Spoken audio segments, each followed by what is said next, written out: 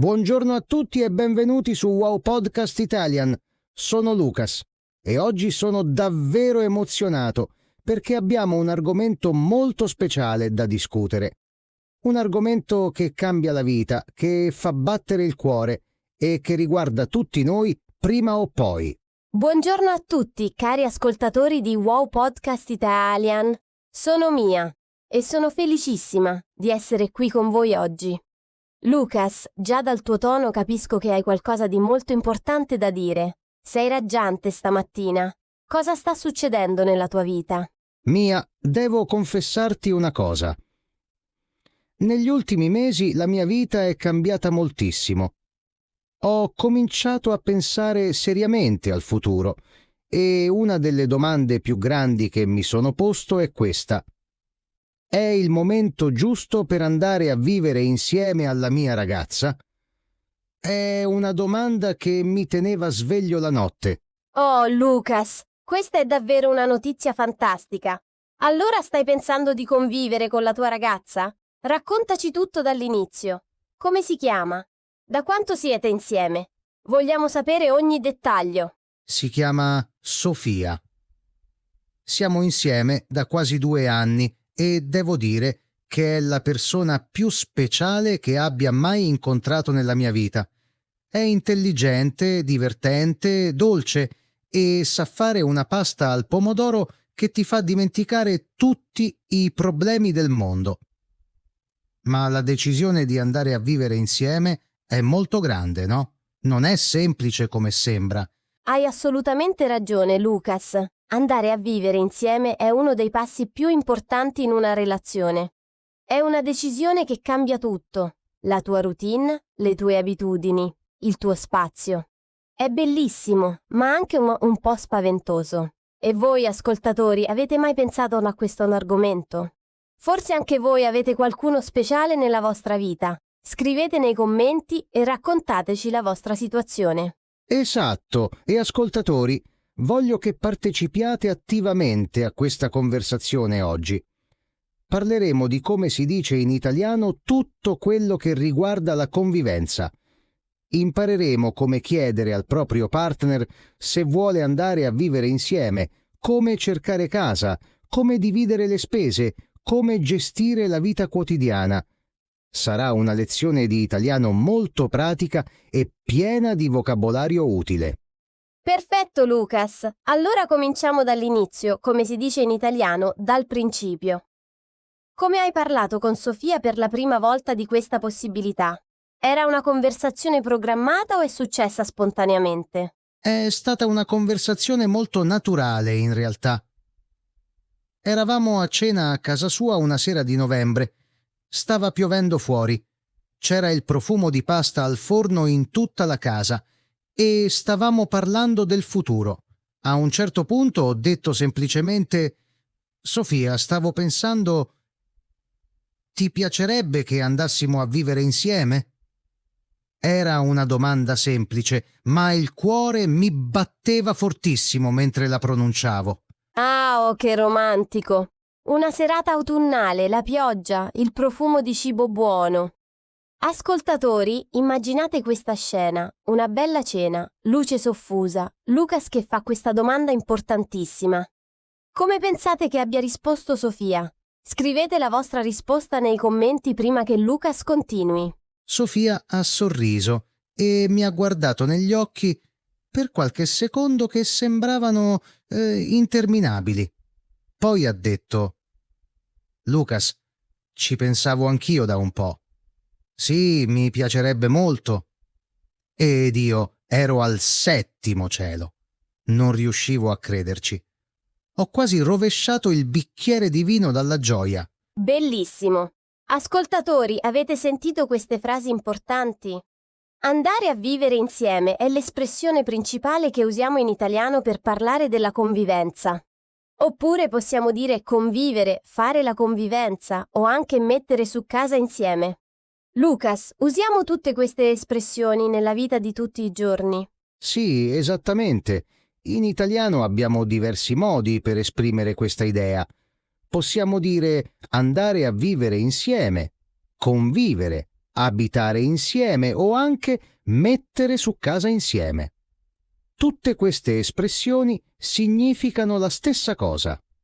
Ascoltatori, ripetete queste frasi con noi ad alta voce. Convivere, abitare insieme, mettere su casa. Provate a usarle in una frase. Benissimo. E una volta che avete deciso di andare a vivere insieme, cosa succede dopo? Ci sono molte cose pratiche da organizzare, decisioni da prendere, conversazioni importanti da avere. Vero, Lucas? Assolutamente sì.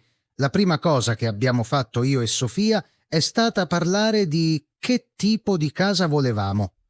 Volevamo affittare un appartamento o comprare? E in quale zona della città? Centrale o più periferica? Vicino ai trasporti o con il parcheggio? Queste sono domande fondamentali che ogni coppia deve affrontare. Giusto. E in italiano come si parla di queste cose? Ascoltatori, impareremo insieme il vocabolario della casa. Lucas, cominciamo con le parole di base. Qual è la differenza tra casa e appartamento? Ottima domanda, Mia. Dunque, il termine generico per il posto dove viviamo è casa. Un appartamento è specificamente una unità abitativa all'interno di un edificio più grande. Una villetta è una piccola casa indipendente. Un attico è un appartamento all'ultimo piano, spesso con terrazzo. Se viviamo in affitto, diciamo che affittiamo un appartamento o che siamo in affitto. Il proprietario di casa si chiama padrone di casa o proprietario e noi che paghiamo l'affitto siamo gli inquilini. Perfetto! E poi ci sono le diverse stanze della casa. Ascoltatori, vediamo se conoscete già queste parole.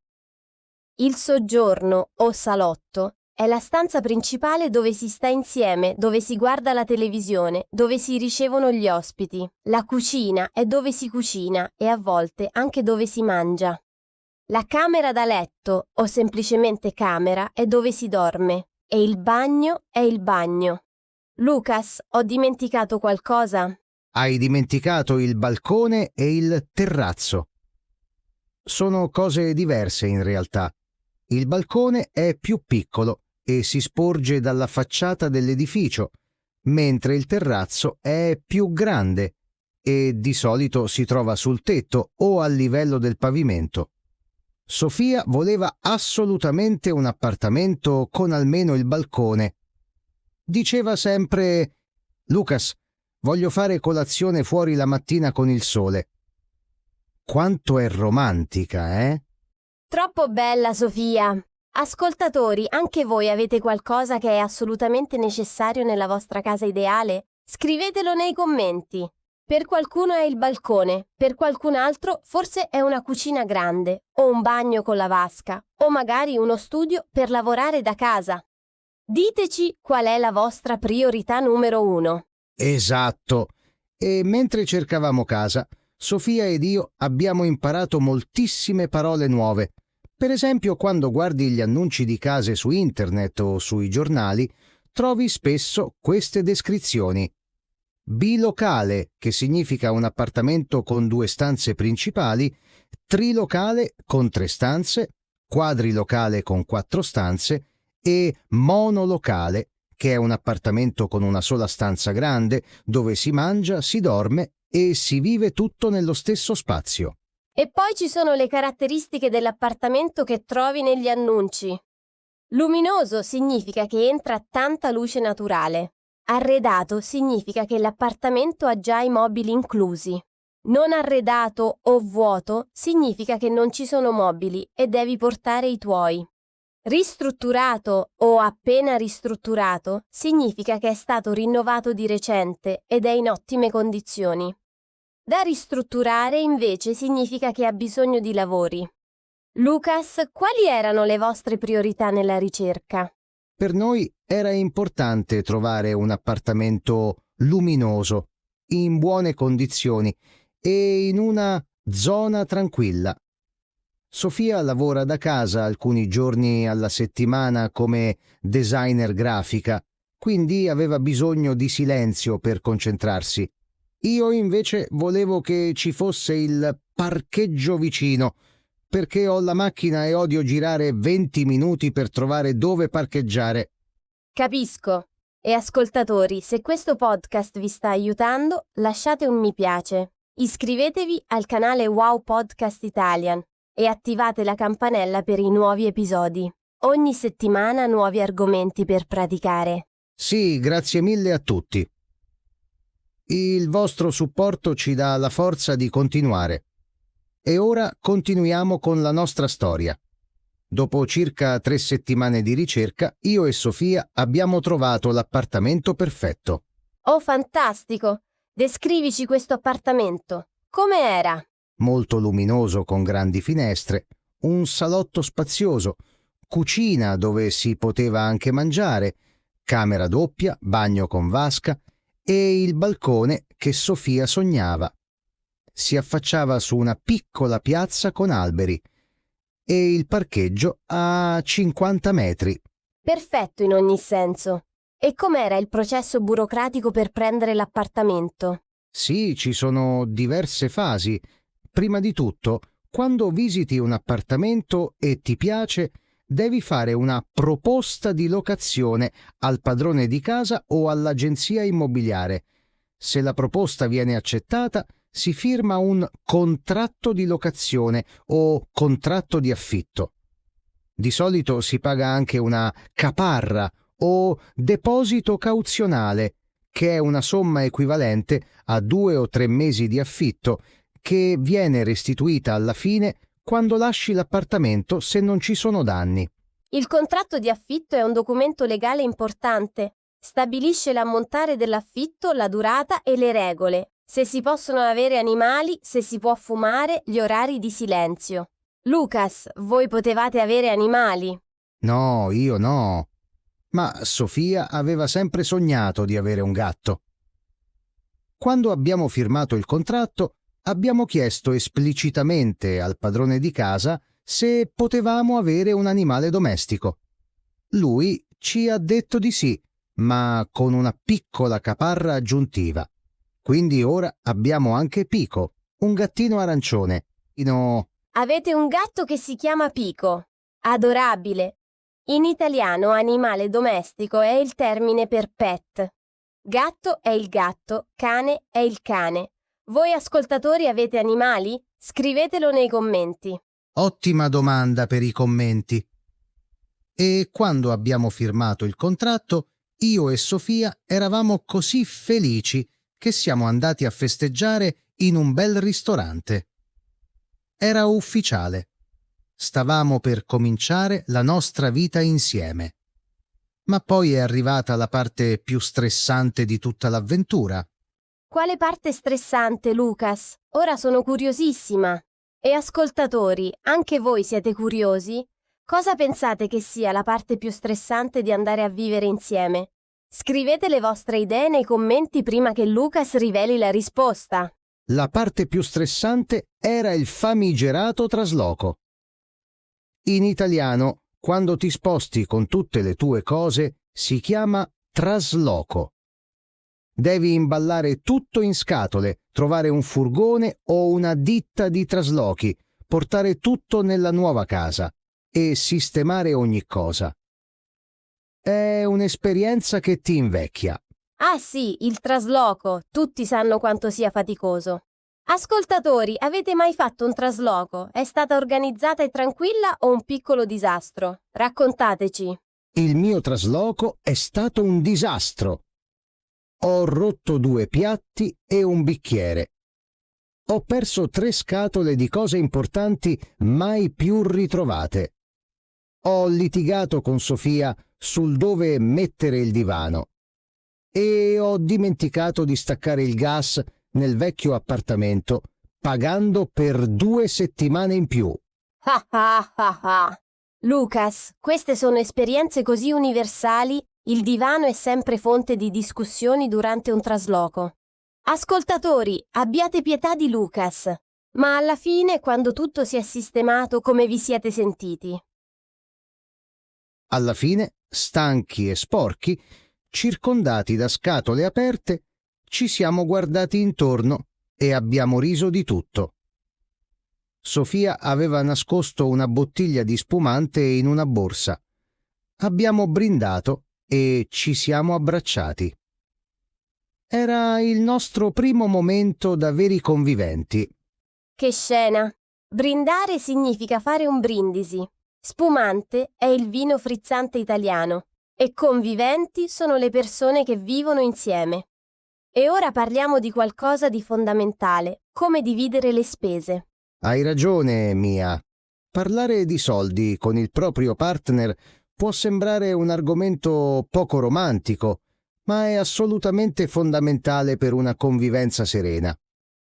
Io e Sofia abbiamo avuto una conversazione molto aperta e onesta prima ancora di trovare l'appartamento. Abbiamo deciso di dividere tutte le spese al 50%, cioè esattamente a metà. Questa è una delle soluzioni più comuni e chiare. Alcune coppie invece decidono di contribuire in proporzione al proprio stipendio. Se uno guadagna di più, paga una percentuale maggiore delle spese. In italiano, le spese sono i soldi che si spendono regolarmente. Ci sono le spese fisse come l'affitto e le bollette, che sono uguali ogni mese, e le spese variabili come il cibo, il divertimento e i vestiti, che cambiano. Esatto. E le bollette sono molto importanti da gestire. Ci sono la bolletta della luce, la bolletta del gas, la bolletta dell'acqua e la bolletta di internet o del telefono. Ogni mese arrivano queste bollette e bisogna pagarle entro una certa data. Sofia si occupa di pagare le bollette della luce e del gas, io mi occupo dell'internet e del condominio. Ah, il condominio. In Italia, il condominio indica anche la quota mensile che si paga per le spese comuni dell'edificio, pulizie delle scale, illuminazione, manutenzione dell'ascensore. È obbligatoria per tutti gli inquilini. Perfetto, Mia. Sì, il condominio è qualcosa che molti stranieri che vengono in Italia non conoscono inizialmente. È una parte normale delle spese mensili. E per il cibo? Come funziona fare la spesa insieme? Perché fare la spesa è un'attività quotidiana che cambia molto dinamica quando si vive con qualcuno. Fare la spesa in italiano significa andare al supermercato o al mercato a comprare il cibo. È uno di quei momenti quotidiani che rivelano molto della personalità di una persona. Ascoltatori, voi come fate la spesa? Fare la spesa insieme a Sofia è diventato uno dei momenti che preferisco della settimana. Andiamo ogni sabato mattina prima al mercato rionale e poi al supermercato. Al mercato compriamo frutta, verdura, formaggio e salumi freschi. Al supermercato prendiamo tutto il resto. Sofia è bravissima a cucinare, molto meglio di me, quindi lei di solito decide il menù della settimana e decide cosa comprare. Io porto le borse, metto le cose nel carrello e pago la mia metà. Capite quanto questo gesto semplice, andare a fare la spesa insieme, sia in realtà un piccolo rituale di coppia? In italiano diciamo condividere le attività quotidiane per indicare questi piccoli rituali che formano la vita di coppia. E in italiano fare la spesa significa comprare il cibo, ma fare shopping significa comprare vestiti o oggetti. È una distinzione che i principianti a volte confondono. E a proposito di acquisti, quando siete andati a vivere insieme dovevate arredare la nuova casa, com'è stato? Il processo di arredamento è stato divertente ma lungo. Avevamo entrambi già dei mobili, ma non tutto andava bene nel nuovo appartamento. Dovevamo decidere cosa tenere e cosa comprare di nuovo. E come avete preso queste decisioni? Perché immaginare due persone che devono decidere insieme cosa tenere e cosa buttare può diventare una piccola guerra diplomatica. È stata esattamente una piccola guerra diplomatica. Alla fine abbiamo trovato un equilibrio. Per comprare le cose nuove siamo andati in diversi negozi. I grandi negozi di arredamento come Ikea sono popolari tra le coppie giovani. Poi siamo andati anche ai mercatini delle pulci, dove si trovano oggetti di seconda mano. Il nostro tavolo da pranzo, bellissimo, l'abbiamo trovato in un mercatino per 20 euro. Fantastico! Dare una seconda vita agli oggetti è una tendenza moderna, sostenibile e anche economica. In italiano diciamo oggetti di seconda mano o usato. Lucas, ci sono state delle sorprese quando avete cominciato davvero a vivere insieme? Oh sì, tantissime sorprese. Per esempio, non sapevo che Sofia si alzasse alle 6 di mattina ogni giorno, anche nei fine settimana. Anche quando non ha niente da fare, alle 6 è già sveglia, accende il caffè, apre le finestre e comincia la sua giornata con una energia che io non capisco. Io invece amo dormire fino alle 10, il sabato e la domenica. Le prime settimane è stato un piccolo shock culturale. Ah ah ah ah! Questa è classicissima. La differenza tra il mattiniero e il nottambulo.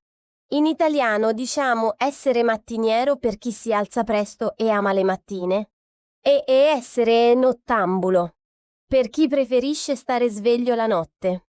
Ascoltatori, voi siete mattinieri o nottambuli? Scrivetelo nei commenti.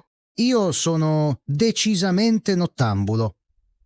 Sofia è mattiniera. Ma abbiamo imparato a rispettare i ritmi dell'altro. Lei sa che il sabato mattina non deve parlarmi prima delle 9 almeno. Io so che la domenica sera non posso mettere musica ad alto volume perché lei va a dormire presto.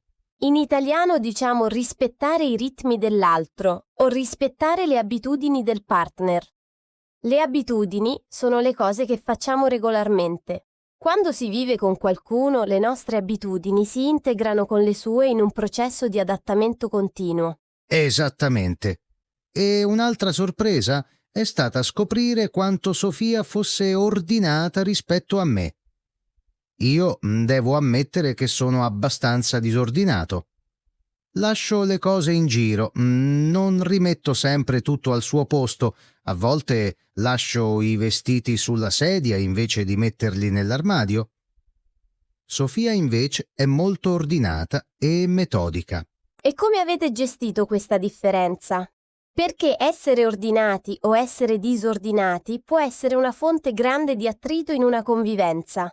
Abbiamo dovuto trovare un sistema. Sofia aveva le sue regole per la cucina. Ogni cosa deve tornare al suo posto dopo l'uso. I piatti si lavano subito dopo i pasti, non si lasciano gli avanzi sul tavolo. Per il resto della casa abbiamo stabilito che ognuno gestisce il suo angolo a modo suo, ma le zone comuni devono essere rispettate. È un compromesso ragionevole. Ottima soluzione! E questo ci porta a parlare delle regole di casa, un concetto importantissimo per chi convive. Le regole di casa sono gli accordi espliciti su come si gestisce lo spazio condiviso. Lucas, quali sono le vostre regole principali? Allora, le nostre regole sono molto concrete. Io lavo i piatti ogni sera dopo cena. Sofia pulisce il bagno 2 volte alla settimana. Entrambi facciamo le pulizie grandi il sabato mattina. Si passa l'aspirapolvere, si lava il pavimento, si puliscono le superfici. Io porto fuori la spazzatura e la raccolta differenziata. Sofia si occupa delle piante sul balcone e di fare la lavatrice. Ascoltatori, avete sentito molto vocabolario utile. Passare l'aspirapolvere significa usare l'aspirapolvere per pulire il pavimento. Lavare il pavimento significa pulire il pavimento con il mocio. La raccolta differenziata è la separazione dei rifiuti in diverse categorie: carta, plastica, vetro, organico. In Italia è molto importante e obbligatoria. Imparare a farla bene è una delle prime cose pratiche da fare quando si va a vivere in una città italiana. E Lucas, ci sono stati momenti difficili nella convivenza? Non voglio che i nostri ascoltatori pensino che sia tutto perfetto e senza difficoltà. La realtà è sempre più complessa. Certamente ci sono stati momenti difficili. La sfida più grande, secondo me, è stata imparare a comunicare meglio. Quando vivevo da solo, se ero di cattivo umore o stressato, non dovevo spiegarlo a nessuno. Potevo stare male in silenzio, guardare la televisione sul divano con una pizza e aspettare che passasse. Ora invece Sofia nota subito quando qualcosa non va e vuole capire. E devo imparare a parlare di come mi sento, a condividere i miei stati d'animo. Questo è un punto molto maturo da parte tua, Lucas. In italiano diciamo comunicare i propri sentimenti o parlare apertamente. La comunicazione è la base di qualsiasi relazione sana. Esatto, e un'altra sfida è stata trovare il proprio spazio personale. Quando si vive insieme si è praticamente sempre in due in un appartamento che magari non è grandissimo. Ma a volte ognuno ha bisogno del proprio tempo, del proprio silenzio, della propria solitudine. Io, per esempio, amo leggere in silenzio totale. Sofia ama chiamare le sue amiche per ore e parla ad alta voce e ride molto. Abbiamo dovuto trovare un modo per rispettare questi bisogni diversi. In italiano si parla di spazio personale o tempo per sé. Avere del tempo solo per sé, anche in coppia, è fondamentale per il benessere individuale. Ascoltatori, come bilanciate il tempo insieme e il tempo per voi stessi? Scrivetelo nei commenti. E un'altra cosa importante che abbiamo imparato è come gestire i disaccordi in modo costruttivo. Prima della convivenza, quando avevamo una discussione, ognuno tornava a casa propria. Aveva bisogno di spazio e di tempo per calmarsi e poi ci risentivamo il giorno dopo. Ora invece siamo nella stessa casa, quindi dobbiamo trovare un modo per gestire la situazione anche quando siamo ancora arrabbiati. I disaccordi o i litigi sono una parte normale di qualsiasi relazione. La cosa importante non è non litigare mai, ma saper fare pace e chiarirsi. Lucas, avete una strategia particolare? Sì, abbiamo adottato una regola precisa e la rispettiamo sempre. Non andiamo mai a dormire arrabbiati. Qualunque cosa succeda, qualsiasi discussione abbiamo avuto, prima di dormire dobbiamo aver parlato e almeno parzialmente chiarito. Non sempre risolviamo tutto completamente quella sera, ma almeno ci diciamo «ti voglio bene» prima di dormire. Questo per noi è diventato un rituale sacro. Che regola meravigliosa! Non andare a dormire arrabbiati è un consiglio che molte coppie longeve seguono. E ti voglio bene è forse una delle frasi più belle e più calde della lingua italiana. Ascoltatori, sapete la differenza tra ti voglio bene e ti amo? Questa è una delle domande più frequenti di chi studia italiano. Proviamo a spiegarla. In italiano «ti voglio bene» si dice a chi si ama in modo profondo, ma non necessariamente romantico, ai genitori, ai figli, agli amici del cuore. Ti amo, invece, è l'espressione dell'amore romantico e passionale. Si dice al fidanzato, alla moglie, al marito, più intenso e intimo. Perfetto, Lucas. Quindi diciamo ti voglio bene, mamma, ma non ti amo, mamma, perché suonerebbe strano e inappropriato. E con il partner possiamo usare entrambe, ti voglio bene per l'affetto quotidiano e ti amo per i momenti di maggiore intensità emotiva. Ascoltatori italiani o persone con partner italiani che ci seguono, confermate questa spiegazione? E a proposito di sentimenti, voglio raccontare un momento molto speciale che è successo circa un mese dopo che siamo andati a vivere insieme. Era una sera normalissima di dicembre. Avevamo messo le decorazioni di Natale, stava nevicando leggermente fuori e stavamo guardando un film sul divano con Pico il gatto tra noi. A un certo punto Sofia si è girata verso di me e ha detto semplicemente: «Sono così felice che siamo qui insieme. Grazie per aver chiesto». Oh Lucas, questa scena è da film. La neve fuori, le luci di Natale, il gatto sul divano. Questi sono i momenti che fanno capire che hai fatto la scelta giusta. Non i momenti grandi e spettacolari, ma i piccoli momenti quotidiani di serenità e calore condiviso. Esattamente. E questo è il messaggio che voglio dare a tutti voi, che forse state pensando se è il momento giusto per fare questo passo. I momenti più belli della convivenza non sono quelli che pianifichi o quelli che vedi nei film romantici. Sono le mattine in cui vi fate il caffè insieme in silenzio, le sere in cui ridete di qualcosa di assolutamente stupido, i sabati in cui fate la spesa e litigate su quale formaggio comprare perché uno vuole il pecorino e l'altro il parmigiano. Bellissimo! Ascoltatori, avete sentito molte parole importanti nell'italiano di Lucas. Il caffè del mattino, fare la spesa, litigare su qualcosa di stupido, ridere insieme. Questi sono i verbi e i sostantivi della vita quotidiana in coppia. Semplici, concreti, ma pieni di significato profondo. E adesso, Mia, creiamo insieme un piccolo dizionario pratico della convivenza. Cominciamo. Ottima idea! Allora, ascoltatori, prendete appunti se potete o guardate i sottotitoli se li avete attivati. Ecco le frasi più utili. Prima frase: ti andrebbe di andare a vivere insieme? Oppure, che ne pensi di convivere? Queste sono le domande per proporre la convivenza. Seconda frase: ci sto pensando da un po', per dire che è un'idea che viene da lontano. Terza frase: mi piacerebbe molto o sarei felicissimo, per accettare la proposta. Lucas, continui con le frasi sulla ricerca casa. Certo. Quarta frase. Stiamo cercando casa. Si usa mentre siete in fase di ricerca. Quinta frase. Abbiamo trovato un appartamento in affitto. Quando avete trovato. Sesta frase. L'affitto è di 1.000 euro al mese. Per parlare del costo. Settima frase. Dobbiamo firmare il contratto. Per la fase burocratica.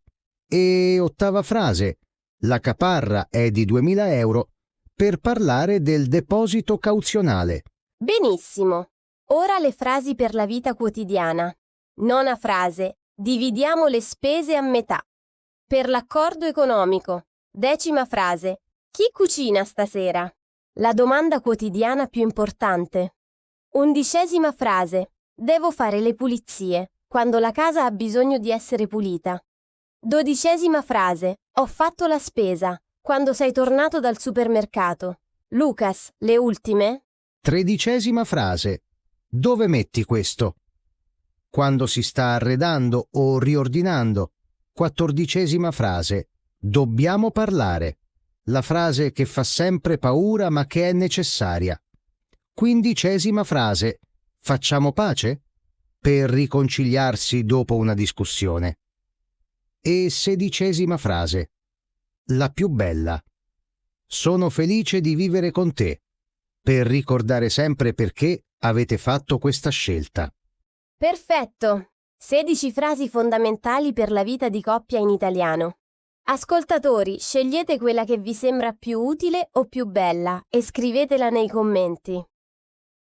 E ora voglio parlare di qualcosa che spesso non si considera abbastanza: l'importanza della famiglia nella cultura italiana. Ah sì, questo è fondamentale. Una delle cose che ho scoperto vivendo con Sofia è quanto sia centrale la famiglia nella sua vita e nella cultura italiana in generale. La domenica è il giorno della famiglia per eccellenza. Ogni domenica andiamo a pranzo dai suoi genitori. Non si salta, non si posticipa. È sacro. Il pranzo della domenica in famiglia è una delle tradizioni più belle della cultura italiana. Si riunisce tutta la famiglia, si cucina molto, si mangia per ore, si parla di tutto. È un momento di rituale e di appartenenza. Lucas, come ti sei integrato nella famiglia di Sofia? Fortunatamente molto bene. I genitori di Sofia sono persone meravigliose e mi hanno accolto subito con calore. La mamma, Anna, mi ha letteralmente adottato. La prima domenica che sono andato a pranzo da loro mi ha fatto assaggiare tutti i piatti chiedendomi ogni volta: «Ti piace? Ne vuoi ancora?» Fino a che non potevo più mangiare. Il papà Roberto era all'inizio un po' più formale e riservato, ma dopo la terza domenica ci siamo scoperti entrambi appassionati di calcio e da quel momento siamo diventati grandi amici. Troppo bello! La passione per il calcio che unisce gli uomini italiani supera ogni barriera. E ora immagino che guardiate le partite insieme ogni weekend. Esattamente.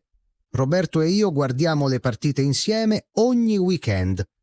Sofia e Anna ci lasciano fare e parlano tra di loro di altre cose. È diventata una bellissima routine familiare. Bellissimo esempio di come la convivenza cambia anche le tue relazioni sociali. Acquisisci una nuova famiglia, nuovi amici, nuove tradizioni. In italiano diciamo che diventi parte della famiglia quando ti senti naturalmente a tuo agio con la famiglia del partner.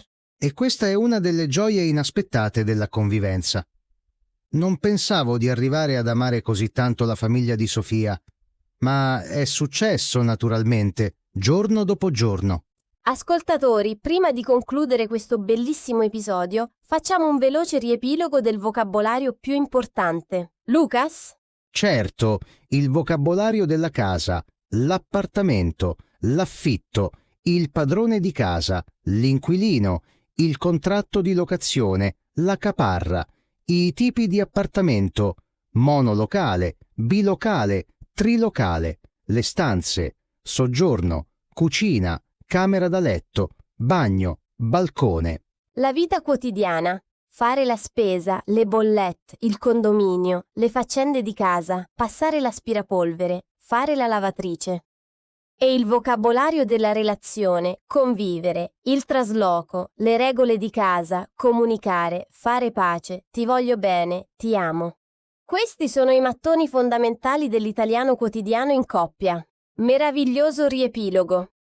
Ascoltatori, avete imparato tantissimo oggi. Tutto questo è il vocabolario reale della vita italiana. Se avete domande o volete condividere la vostra esperienza di convivenza, i commenti sono il posto giusto. Io e Lucas rispondiamo sempre. Esatto. E ricordate, imparare l'italiano è entrare in un modo di vivere, di sentire, di relazionarsi con il mondo. La lingua italiana è piena di calore e passione.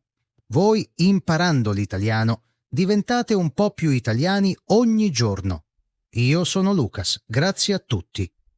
E a Sofia. Grazie per aver detto sì quella sera di novembre. Ti amo. L'amore vero esiste, ascoltatori. Io sono Mia, vi mando un saluto affettuoso da tutto il team di Wow Podcast Italian. Continuate a praticare, ricordate di iscrivervi al canale e a presto. Arrivederci. Arrivederci, ciao! Ciao ciao!